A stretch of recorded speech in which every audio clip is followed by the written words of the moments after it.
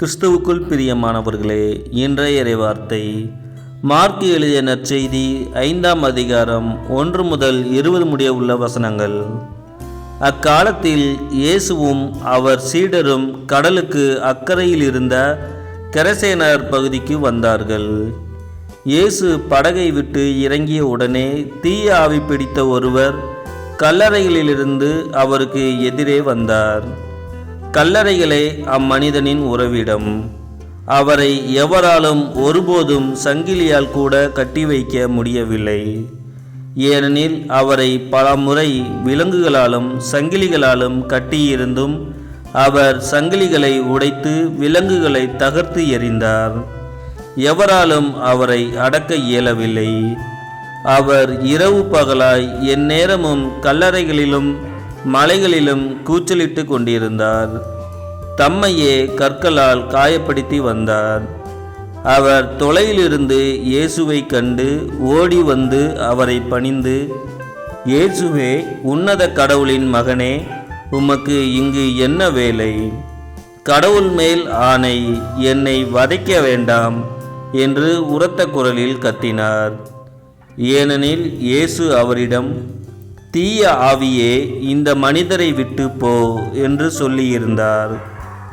அவர் அம்மனிதரிடம், உம் பெயர் என்ன என்று கேட்க, அவர், என் பெயர் இலகியோன், ஏனெனில் நாங்கள் பலர் என்று சொல்லி அந்த பகுதியிலிருந்து தங்களை அனுப்பிவிட வேண்டாம் என்று அவரை வருந்தி வேண்டினார்.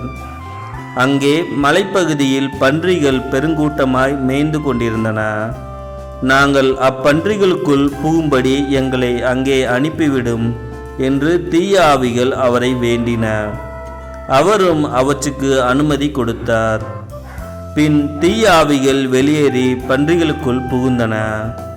ஏறக்குறைய 2000 பன்றிகள் அடங்கிய அந்த கூட்டம் செங்குத்து பாறையில் இருந்து கடலில் பாய்ந்து வீழ்ந்து மூழ்கியது.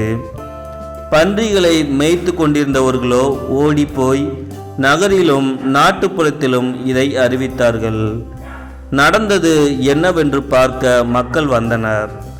அவர்கள் இயேசுவிடம் வந்தபோது பேய் பிடித்திருந்தவர், அதாவது இலகியோன் பிடித்திருந்த அவர் ஆடை அணிந்து அறிவு தெளிவுடன் அமர்ந்திருப்பதைக் கண்டு அச்சமுற்றார்கள். நடந்ததை பார்த்தவர்கள் பேய் பிடித்தவருக்கும் பன்றிக்கும் நேரிட்டதை அவர்களுக்கு எடுத்துரைத்தார்கள். அப்போது அவர்கள் தங்கள் பகுதியை விட்டுவிட்டு போய்விடுமாறு இயேசுவை வேண்டிக் கொண்டார்கள். அவர் படகில் ஏறியதும் பேய் பிடித்திருந்தவர் தாமும் அவரோடு கூட இருக்க வேண்டும் என்று அவரை வேண்டிக் கொண்டார்.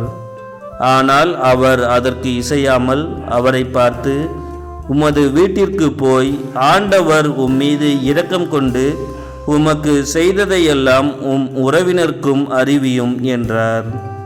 அவர் சென்று இயேசு தமக்கு செய்ததையெல்லாம் தெக்கப்பொலி நாட்டில் அறிவித்து வந்தார்.